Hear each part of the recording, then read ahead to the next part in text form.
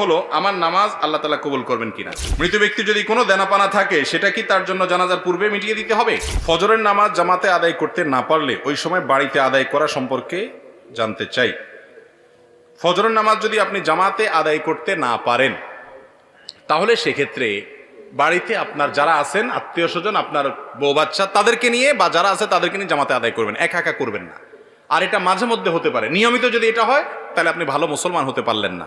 ফজরের নামাজ জামাতের সাথে যারা হাজির হয় এরা হলো ওই এলাকার ওই মহল্লার ক্রিম মুসল্লি। ক্রিম মুসল্লি বুঝছেন?